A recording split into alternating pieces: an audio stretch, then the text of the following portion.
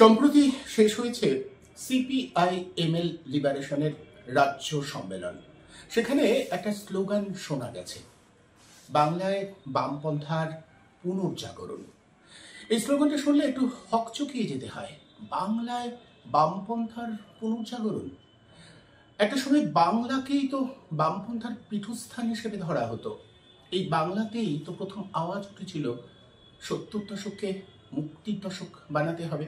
আর এই বাংলাতেই ৩৪ বছর ধরে একটা বামপন্থী সরকার রাজত্ব করেছে। তারপরেও এই বাংলায় বামপন্থার পুনর্জাগরণের কথা বলতে হচ্ছে। অনেকটা যেন সব শেষ হয়ে গেছে, আবার শূন্য থেকে শুরু করতে হবে, এরকম একটা কেন এমন একটা পরিস্থিতি তৈরি হলো। এই বিষয়টি নিয়ে আজ কথা বলবো। এই মুহূর্তে আমাদের মুখোমুখি রয়েছেন সিপিআই-এমএল লিবারেশনের সাধারণ সম্পাদক দীপঙ্কর ভট্টাচার্য। দীপঙ্করবাবু, আপনাকে আমাদের অনুষ্ঠানে স্বাগত। আমি যেটা আপনার কাছে জানতে চাইব যে এই যে বামপন্থার পুনর্জাগরণ চাই রাজ্যে, কোথাও মনে হয় এই রাজ্যে যদি এই স্লোগানটা দেওয়া হয় তাহলে আবার নতুন করে শুরু করা, এটার একটা নেতিবাচক বার্তা আছে। না, আমার মনে হয় ঠিক নতুন করে শুরু করাটা নয়। এটা দুটো দিক আছে। একটা তো ঘটনা যে পশ্চিমবাংলায় বামপন্থা সাধারণ মানুষের চোখে দেখতে গেলেও দুর্বল হয়ে গেছে। যে রাজ্যে আপনি বললেন যে ৩৪ বছর একটা সরকার ছিল, সেই রাজ্যের বিধানসভায় এখন একজনও বিধায়ক নেই। এই দুর্বলতাটা তো কাটিয়ে উঠতে হবে, এটা একটা কারণ। কিন্তু দ্বিতীয় যে বড় কারণটা, সেটা হচ্ছে যে বাংলার পরিস্থিতি এবং গোটা দেশের পরিস্থিতি সম্পূর্ণ পাল্টে গেছে। ফলে যে কোনো একটা সজীব রাজনৈতিক মতাদর্শগত ধারা, তাকে তো প্রত্যেকটা পরিস্থিতিতে প্রত্যেকটা যুগে নতুন করে মোকাবিলা করতে হয়। ফলে যেটাকে আমরা ইংরেজিতে বলি রিনিউয়াল, তার একটা পুনর্নবীকরণ দরকার, নবীনীকরণ দরকার। তো ফলে আজকে পশ্চিমবাংলার যে সম্পূর্ণ পরিবর্তিত একটা রাজনৈতিক পরিস্থিতি, সামাজিক পরিস্থিতি, সাংস্কৃতিক দিক থেকে দেখতে গেলে সম্পূর্ণ নতুন ধরনের একটা পরিবেশ। তো সেই জায়গায় বামপন্থাকে আবার যদি শক্তিশালী করে তুলতে হয়, তাহলে একটা পুনরুজ্জীবন দরকার। সেটা পুনর্জাগরণ, পুনরুজ্জীবন, নবজাগরণ, অনেক কথাই ব্যবহার হতে পারে। আমার মনে হয় এটা নেগেটিভ নয়, এটা খুব পজিটিভ একটা চ্যালেঞ্জ, যে আমাদেরকে অবশ্যই এই পরিস্থিতিতে নতুন করে আবার উঠে দাঁড়াতে হবে। কিন্তু পরিস্থিতিটা তো পর্যালোচনা করতে হবে যে কেন এমন একটা পরিস্থিতি তৈরি হবে। এই বাংলায় তো প্রগতিশীল, উদার মনের মানুষ, উদার ভাবনা চিন্তা বরাবর ছিল। এমন একটা সময় এসে গেল যে এখানে সাম্প্রদায়িক রাজনীতির প্রতিযোগিতা হচ্ছে। এখন এই যে বদলটা খুব তার অল্প সময়ের মধ্যে, এই বদলটা কেন হলো? এই বদলটা শুধু বাংলায় হয়নি। আমরা অনেক সময় বাংলার কথা যখন ভাবি, আমরা একটু আলাদা করে ভাবি। এই বদলটা গোটা দেশ জুড়ে হয়েছে, গোটা দেশ জুড়ে হয়েছে। আপনি দেখুন, ২৬শে নভেম্বর আজকে ভারতবর্ষে দুটো কারণে লোকে স্মরণ করছে। একটা হচ্ছে ১৯৪৯-এর ২৬শে নভেম্বর, যেদিন সংবিধান গৃহীত হয়েছিল, যে সংবিধানের স্বাধীনতার পরে বলা হলো যে এই দেশটাকে আমরা একটা ধর্মনিরপেক্ষ, সমাজতান্ত্রিক, গণতান্ত্রিক একটা গণরাজ্য হিসেবে তৈরি করব, এবং এখানে কোনো রকম ভেদাভেদ হবে না, ধর্মের ভিত্তিতে, জাতির ভিত্তিতে, ভাষার ভিত্তিতে। অথচ ঠিক একদিন আগেই ২৫ তারিখে সেই রাম মন্দিরে, আবার সেই মন্দির নাকি কমপ্লিট হয়ে গেছে, সেইখানে একটা ধ্বজারোহণ, একটা কর্মসূচি হলো। সেখানে প্রধানমন্ত্রী, সেখানে RSS এর যে সব থেকে বড় নেতা মোহন ভাগবত, এবং তারা প্র্যাকটিক্যালি সেখানে বললেন যে এই রাম মন্দির এবং এই যে ধ্বজাটা, এটাই হচ্ছে নাকি ভারতবর্ষের প্রকৃত চিহ্ন, ভারতবর্ষের স্বাধীনতা বলুন, সভ্যতা বলুন, সবকিছু। অথচ এটা একেবারেই সংবিধানের বিরুদ্ধে দাঁড়িয়ে আছে। এই যে কন্ট্রাস্ট আমরা দেখলাম, ২৫ তারিখে একটা, ২৬ তারিখ আমাদেরকে আর একটা স্মরণ করিয়ে দিচ্ছে। তো আমার মনে হয় এটা কিন্তু গোটা দেশ জুড়ে হয়েছে, এটা শুধু বাংলায় হয়ে গেছে এমনটা নয়। তো গোটা দেশ জুড়েই, গোটা দেশকেই জবাবটা খুঁজতে হবে যে কি হলো স্বাধীনতার ৭৫ বছর পরে, সংবিধানের ৭৫ বছর পরে এই দেশটা এরকম একটা সম্পূর্ণ বিপরীত একটা জায়গায় কি করে দাঁড়িয়ে গেল। তো সেটা তো অনেক বড় ব্যাখ্যা হতে পারে, অনেক কিছু আছে এর মধ্যে। কিন্তু আমার মনে হয় যে সেই ব্যাখ্যা করাটা দরকার, বোঝাটা দরকার, কিন্তু আজকের পরিস্থিতিটার মোকাবিলা করাটা আরো বেশি দরকার, এবং সেই মোকাবিলাটাই কিন্তু লোকে করছে। আজকে ধরুন ২৬শে নভেম্বর ৫ বছর আগে সেই কৃষক আন্দোলন শুরু হয়েছিল, ঐতিহাসিক। এবং যেদিন কৃষক আন্দোলনটা শুরু হয়েছিল, সেদিন গোটা দেশের শ্রমিকরাও কিন্তু দুদিনের হরতালে করেছিলেন। আজকে সেই কৃষক আন্দোলন যে ৩টে কৃষি আইনকে তারা অন্তত প্রত্যাখ্যান করলো এবং সরকারকেও প্রত্যাহার করতে বাধ্য করলো। আজকে 4টে শ্রম কোড চলে এসছে, যেটা ভারতবর্ষের শ্রমিকদের সমস্ত অর্জিত অধিকার, সেই অধিকারটাকে হরণ করে নিতে চায়। তো এটার বিরুদ্ধে শ্রমিকদেরকে লড়তে হবে। তো আমরা আজকের যে লড়াইয়ের ব্যাপারটা আছে, সেটা পশ্চিমবাংলাতেও আছে, সাম্প্রদায়িকতার বিরুদ্ধেও আছে, গোটা দেশের সংবিধান আক্রান্ত, সেই সংবিধান রক্ষার লড়াই আছে, গোটা দেশে মানুষের বেঁচে থাকা সেটা বিপন্ন। পুরো দেশটাই যদি এখন আদানি আম্বানির হাতে তুলে দেওয়া হয়, টোটাল কৃষি, শিল্প, সমস্ত এমপ্লয়মেন্ট সবকিছু, তাহলে শ্রমিক কৃষকের হাতে থাকবে কি, মধ্যবিত্তের হাতে থাকবে কি? এই বড় প্রশ্নটাও কিন্তু জীবন জীবিকার বড় প্রশ্নটা চলে এসছে। প্রশ্নগুলো বাংলাতে, আমরা বাংলায় বসে আলোচনা করছি তাই বাংলাটা বেশি দেখছি, কিন্তু ভারতের যে কোনো প্রান্তে চলে গেলে এই প্রশ্নটাই আজকে আপনার সামনে। গোটা দেশের পরিপ্রেক্ষিতে আমি যদি ভাবি, তাহলে এই দক্ষিণ পন্থার এরকম এতটা এগিয়ে গেল, অনেকে তো আমরা তো সবাই জানি 1925 RSS বা হিন্দুত্বের যে ইয়ে উঠেছিল, তারপর কমিউনিস্ট পার্টিও সেই সময় সমসাময়িক, এতটা বামপন্থার এতটা পিছিয়ে পড়া এবং দক্ষিণ পন্থা এতটা এগিয়ে গেল। দেশের কথা বলছি, দেশ মানে তো মানুষ, তা মানুষ কি দক্ষিণ দিকে ক্রমশ ঝুঁকছে? মানুষ দক্ষিণ দিকে ঝুঁকছে আমি এটা বলবো না, কিন্তু যেটা হয়েছে সেটা হচ্ছে, দেখুন যে পুরো দেশ জুড়ে একটা যে সংকট এসছে, এই সংকট তো মানুষকে বিভ্রান্ত করে। মানুষ তো সংকটের একটা সমাধান খোঁজে। তো ফলে এই যে সংকটের যে আক্রান্ত মানুষ, বিপন্ন মানুষ, তার কাছে সামনের রাস্তাটা খুব পরিষ্কার নয়। ফলে এটা হয়েছে যে যেটাকে আমরা ভারতবর্ষের প্রচলিত ব্যবস্থা জানতাম, ধরুন যদি আমি বলি যে মিক্সড ইকোনমি ছিল, প্ল্যান্ড ইকোনমি ছিল, মানুষের কাছে একটা সরকারি চাকরি কিছু লোকের ক্ষেত্রে ছিল, যার একটা নিরাপত্তা ছিল, এই যে সম্পূর্ণ নিরাপত্তাটা চলে গেল। আজকে যদি দেখা যায় বিরাট মাত্রায় বেকারি, সেখানে কোনো ভবিষ্যৎটা পুরো অনিশ্চিত। এখন এই যে একটা বড় একটা আনসার্টেনটি মানুষকে ঘিরে ধরেছে, এই একটা সংকটের মুখে সেখানে খুব সহজ কোনো সামনে কোনো রাস্তা নেই।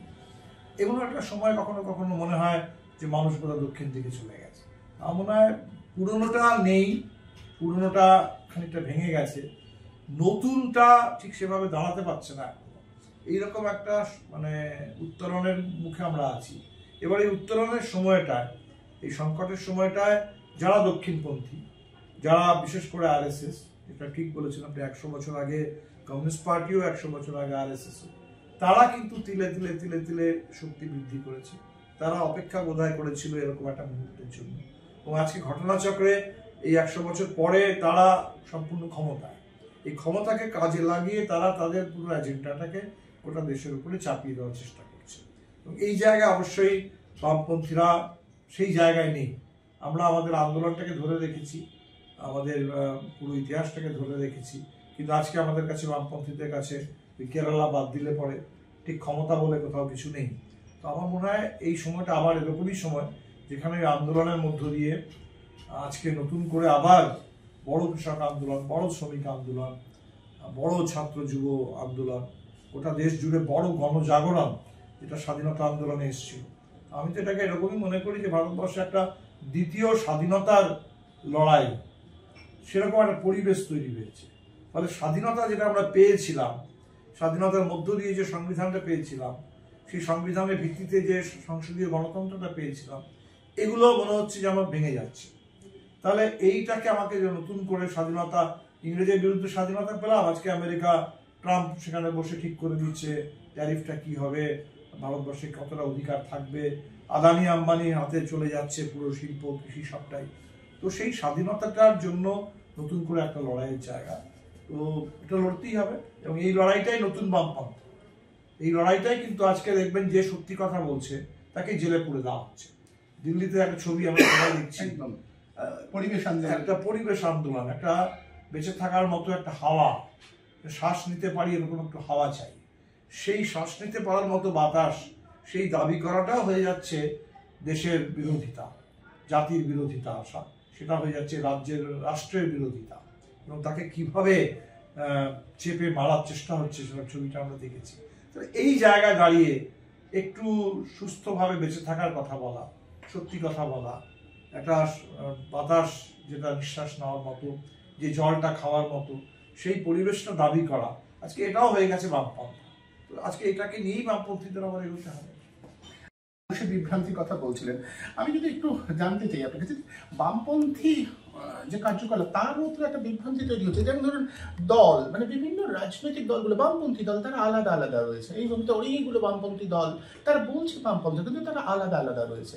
আপনি যে দলের প্রতিনিধিত্ব করেন সেই দলটা, বা আপনি যে দলের উত্তরাধিকার বহন করছেন সেই দলটা একসময় মনে করতো যে এইভাবে বামপন্থা আসনে সংসদের বাইরে দাঁড়িয়ে লড়াই করতে হবে, আর আজকে আমরা দেখছি তার ধারা যারা অনুসরণ করছে তারা আত্মসমর্পণ করছে। সাথে এই যে বামপন্থী আন্দোলনের এই বিভ্রান্তিটা, এটাও তো সাধারণ মানুষকে মনে করছে, মানে কেউ তো ঠিক দিশা দেখাতে পারছে না। যারা সংসদীয় গণতন্ত্রের বাইরে দাঁড়িয়ে লড়াই করছে তারাও দিশা দেখাতে পারছে না, আবার যারা পার্লামেন্টের এর মধ্যে রয়েছে তারাও সেভাবে তো সফল নয়। ফলে এখান থেকে কি মানুষের মধ্যে একটা বিভ্রান্তি তৈরি হচ্ছে, এবং বামপন্থী কর্মী সমর্থকদের মধ্যেও কি একটা বিভ্রান্তি আসে না এই সামগ্রিক পরিপ্রেক্ষিতে যদি তারা চোখের সামনে দেখে? না, আমি ঠিক এভাবে মনে করি না। দেখুন যে মানে একটা দুর্বলতা ঠিকই এসছে। এবার যেটা অনেকে বলে যে সফলতা সেখানে success has 1000 parents and failure is orphan, তাই তো? মানে দুর্বলতা এলে পরে কেউ তো দুর্বলতা চায় না, সবাই তো সফলতা দেখতে চায়। তো দুর্বলতা মানুষকে বিভ্রান্ত করে, ঠিক কথা।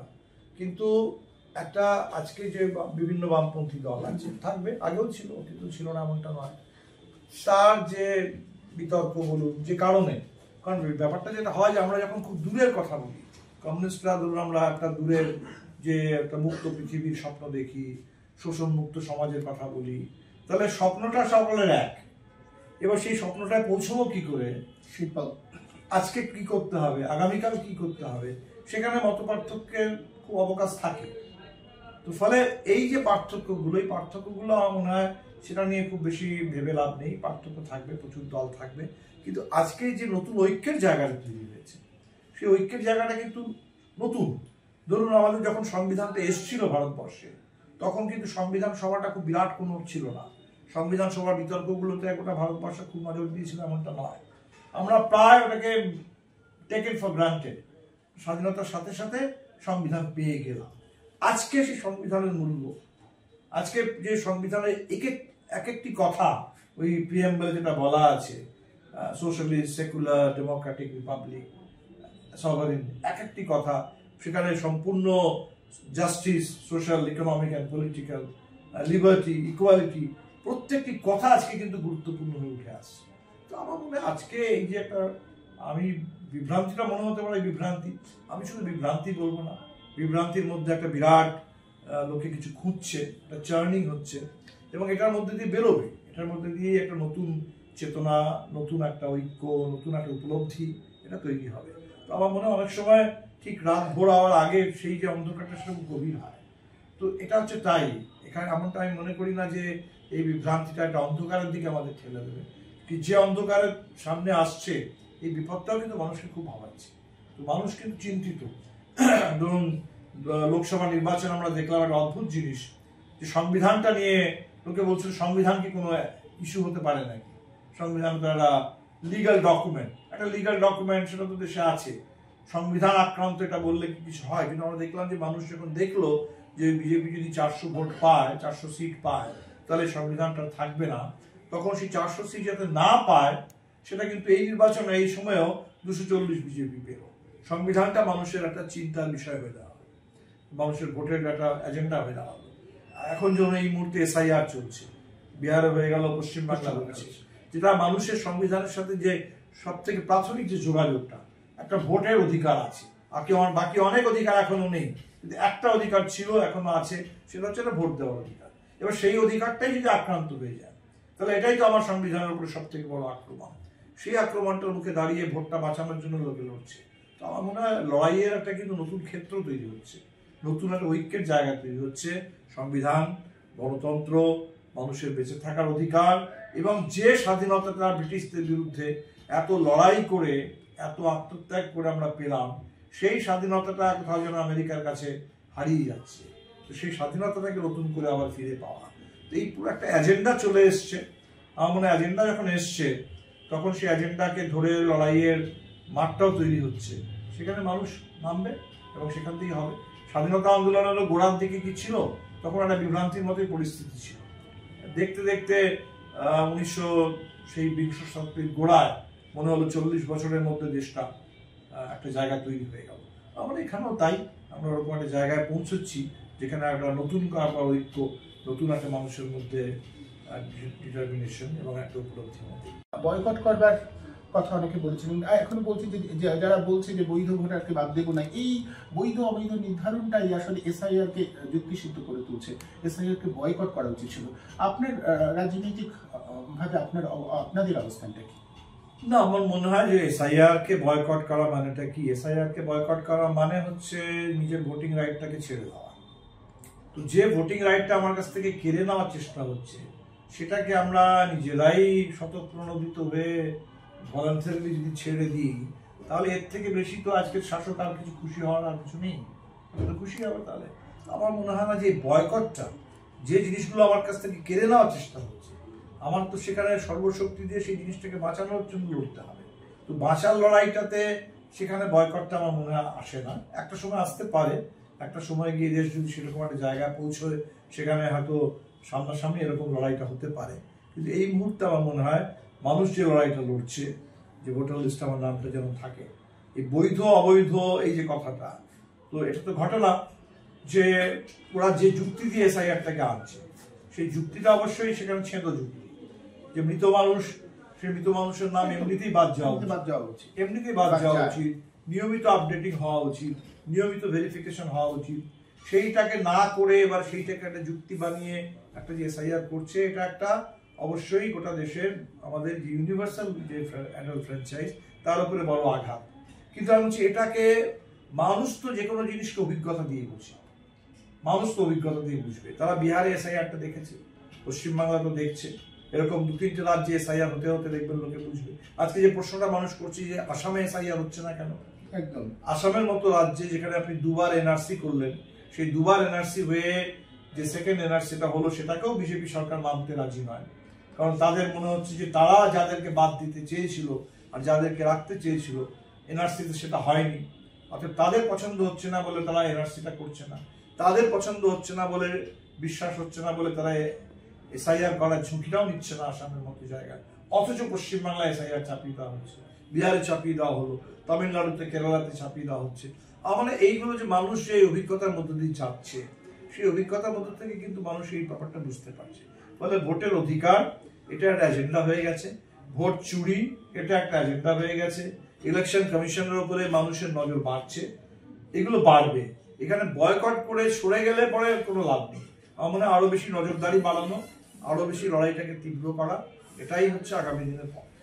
এই রাজ্যের প্রসঙ্গে গত বিধানসভা নির্বাচনে নো ভোট টু বিজেপি, এটা বোঝানো যে এখন অনেকে এটা কটাক্ষ করেন যে আপনারা নো ভোট টু বিজেপি বলে আসলে তৃণমূলের সুবিধা করে দিয়েছেন। আমি যতদূর জানি যে গতবার কিন্তু বামপন্থীদের বা সিপিএমদের আপনারা সমর্থন করেছিলেন একাধিক জায়গায়। এবার সেই অবস্থান থেকে কতটা সরছেন, এবং যেটা বলা হচ্ছে যে বৃহত্তর বাম ঐক্য, সেদিকে আপনারা কতটা যেতে পারছেন, মানে এই রাজ্যের বামপন্থী দলগুলোকে? আমার মনে হয় যে নো ভোট টু বিজেপি কথাটা যেটা গতবার উঠেছিল, সেই আওয়াজটাই ভালো আছে, কেন থাকবে না? ওটা গোটা ভারতবর্ষের অভিজ্ঞতা। কেন বলকে নো ভোট টু বিজেপি বিপরীতটা কি? তাহলে vote for BJP? Vote for বিজেপিটা তো হতে পারে না। পশ্চিমবাংলায় বামপন্থীরা যাতে মানে নিশ্চয়ই তৃণমূলকে ভোট দিতে আপনারা বলছেন? না, আমরা বলিনি, আমরা কখনো বলিনি। আমরা ইনফ্যাক্ট লোকে নো ভোট টু বিজেপিটা নিয়ে ব্যঙ্গ করে, আর কেউ কেউ, জানি না তারা কেন করে, তারা বিজেপিকে ক্ষমতায় দেখতে চায় বলে করে কিনা আমি জানি না।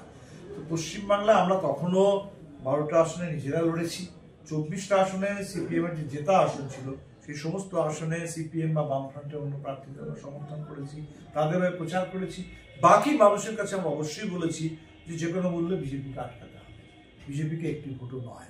এবং আমার মনে হয় গতবারে তো ছিল পশ্চিমবাংলায়, এবারের বিজেপির বিপদটা কমে গেছে এমনটা নয়, বিজেপির বিপদটা আরো বেড়েছে। কিন্তু যেটা আরেকটা জিনিস হয়েছে, সেটা হচ্ছে যে তৃণমূলের যে সরকারটা, এই সরকারটাও তো দীর্ঘদিন হলো, 2021-এর পরে আজকে ধরুন 26-এ নির্বাচন আসবে। এই 5 বছরে এই সরকারের বিরুদ্ধেও মানুষের বিক্ষোভ আরো বেড়েছে। সরকারটাও বিভিন্ন দুর্নীতির প্রশ্ন বলুন, জালিয়াতির প্রশ্ন বলুন, এবং সাম্প্রদায়িকতাকে প্রশ্রয় দেওয়া, সাম্প্রদায়িকতাকে প্রশ্রয় দেওয়া, কম্পিটিটিভ সাম্প্রদায়িকতা গোটা দেশ জুড়ে ধরুন এটা হচ্ছে। আমি সাম্প্রদায়িকতাকে আলাদা করে তারা প্রশ্রয় দেয় এটা বলবো না। আরএসএস গোটা দেশ জুড়ে বাড়ছে, আরএসএস গোটা দেশ জুড়ে বাড়ছে, সেটা কেরালাতেও বাড়ছে, এটা বাম শাসিত রাজ্য, যেটা তৃণমূল শাসিত রাজ্য পশ্চিমবঙ্গ সেখানেও বাড়ছে। এগুলো আমার মনে হচ্ছে বড় প্রশ্ন নয়, কিন্তু প্রশ্নটা হচ্ছে যে এখানে তৃতীয় একটা বিকল্প অত্যন্ত দ্রুত আমাদের দরকার। একটা বামপন্থীদের শক্তিশালী হওয়াটা দ্রুত দরকার, না হলে যেটা আশঙ্কা হয় যে কোনোদিন উড়িষ্যার মতো না হয়ে যায়। উড়িষ্যাতে যেভাবে প্রায় একটা বাইনারি মতো ছিল, যে সেখানে হঠাৎ করে দুম করে আর বিজু জনতা দলটা থাকলো না। তো পশ্চিমবাংলায় অবশ্যই অনেক বেশি, এখানে কোনো তৃণমূল সরকারের উপরে মানুষ নির্ভর করে নেই। পশ্চিমবাংলায় বাংলার যে ঐতিহ্য, সেই বাংলার ঐতিহ্যের পক্ষে দাঁড়ানোর জন্য, বাংলার যে উদার ঐতিহ্য, বাংলার মাটিতে দাঁড়িয়ে সেখানে খেটে খাওয়া মানুষ, তাদের বেঁচে থাকার লড়াই, এটা যেটা বামপন্থীরা আমরা বহন করি সবার আগে এই ঐতিহ্যটাকে। তো আমার মনে হয় পশ্চিমবাংলায় বিজেপির বিরুদ্ধে তৃণমূল সরকার কিভাবে লড়বে সেটা তাদের ব্যাপার, কিন্তু বাংলার বামপন্থী ঐতিহ্য, বাংলার উদার ঐতিহ্য, বাংলার কৃষ্টি, বাংলার সংস্কৃতি, বাংলার মানুষের দীর্ঘদিনের রাজনৈতিক অভিজ্ঞতা, স্বাধীনতা আন্দোলনের ইতিহাস, এই সব কিছুর উত্তরাধিকার আমরা বহন করি, এবং সেই উত্তরাধিকার নিয়ে বাংলা বিজেপির বিরুদ্ধে কিন্তু রুখে দাঁড়াবে এবং লড়বে। আমার মনে এই লড়াইটা থাকবে, এবং আমরা জোর দেব যে দ্রুত একটা বৃহত্তর যদি বামপন্থী ঐক্য আমরা করতে পারি। কারণ আগের যে বামপন্থী ঐক্যটা ছিল বামফ্রন্ট সরকারের জমানায়, সেটা বামফ্রন্ট একদিকে ছিল, আমরা কোনোদিনই সেই বামফ্রন্টের মধ্যে ছিলাম না। আমরা একটা স্বাধীন বামপন্থী অবস্থান নিয়ে সরকারের বাইরে ছিলাম, কখনো কখনো সরকারের বিরোধিতা করেছি, প্রয়োজনে তীব্র বিরোধিতা করেছি, আবার বিভিন্ন প্রশ্নের সরকারকে হয়তো ভূমি সংস্কার হোক বা অপারেশন বর্গা হোক, সরকারকে সমর্থনও করেছি কিছু কিছু পজিটিভ প্রশ্নে। তো সেটা একটা অন্য সময় ছিল। আজকের সময়টা সম্পূর্ণ অন্য। সবাই আমরা মাঠে, সবাই রাস্তায় আন্দোলনে, সবাই বিরোধী পক্ষে। তাহলে বিরোধী শিবিরে থাকা বামপন্থীদের ব্যাপক ঐক্য, আমরা এটা সময়ের দাবি। তো আমরা এই দিকটা নজর দেব, আর অবশ্যই যাতে বিজেপি পশ্চিমবাংলা দখল করে না নিতে পারে সেটা আমরা দেখব। তৃণমূল সরকার বাংলায় আছে, সেই সরকারের বিরুদ্ধে আমাদের প্রত্যেকটা ফ্রন্টে লড়াই আছে, সেই প্রত্যেকটা লড়াইয়ের প্রশ্নে কড়াই গন্ডায় আমরা বুঝে নেব, হিসেব নেব অবশ্যই, সেখানে তৃণমূলকে কোনো ছাড় না। কিন্তু আমরা যেটা বলেছি যে বিজেপিকে অবশ্যই, কেউ কেউ যেটা ওরা মনে করে যে আজকে ধরুন নো ভোট টু বিজেপির থেকে বড় যে স্লোগানটা শোনা যাচ্ছে নো ভোট টু টিএমসি, এই চাপটা বিজেপি সৃষ্টি করছে, এবং এটা বামপন্থীদের বোঝাচ্ছি যে তোমরা সবার আগে এই কাজটা করো। আমার মনে এই চাপ থেকে বামপন্থীদের বেরোতে হবে।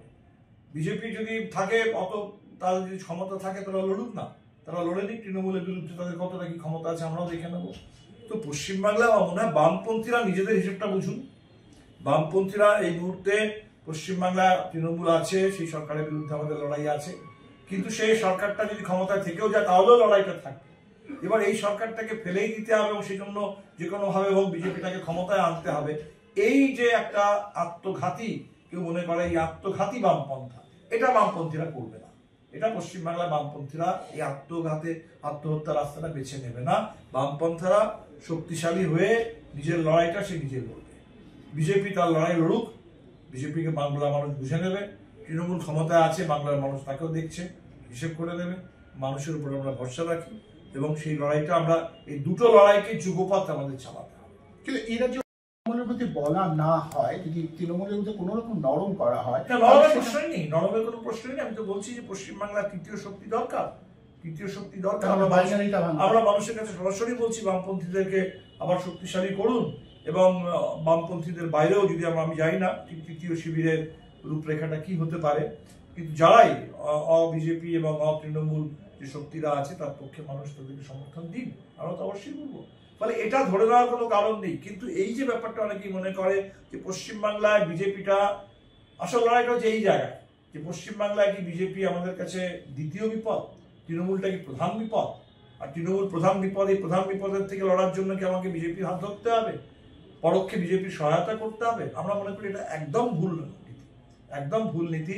বিজেপিটা গোটা দেশ জুড়ে আছে, পশ্চিমবাংলাতেও তারা ক্ষমতায় প্রায় এলো বলে সময়ের অপেক্ষা, এবং ক্ষমতায় যেখানে যেখানে তারা এসছে সেখানে কি হচ্ছে, ত্রিপুরায় কি হচ্ছে, আসামে কি হচ্ছে, এমনকি বিহারের মতো রাজ্যে যেখানে এখনো বিজেপির মুখ্যমন্ত্রী নেই, কিন্তু বিজেপি হোম মিনিস্ট্রি নিজের হাতে করে নিয়েছে, এবং হোম মিনিস্ট্রি নিজের হাতে করে নেওয়ার সঙ্গে সঙ্গে সেখানে বুলডোজার এবং এনকাউন্টারের রাজত্ব কায়েম হয়েছে। ঠিক উত্তরপ্রদেশে সেটা হচ্ছে, উত্তরপ্রদেশের মডেলটা বিহারের বুকে চাপিয়ে দেওয়া হয়েছে, সেখানে আদানি বিরাট ভাবে আসছে।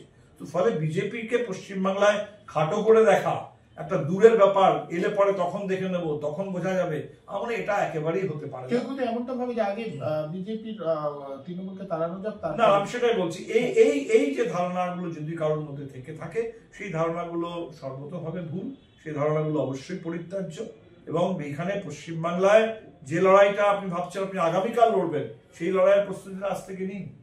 নাগরিক সমাজ বিভিন্ন সময় তাদের প্রতিক্রিয়া দিয়েছিল, আর যখন ফ্যাসিস্ট শক্তি এভাবে আগ্রাসন বাড়াচ্ছে, কোথাও মনে হয় তারা বড় নিষ্ক্রিয় হয়ে রয়েছে। সেই শর্টটা খুব মানে শর্টটা সেভাবে শোনা যাচ্ছে না।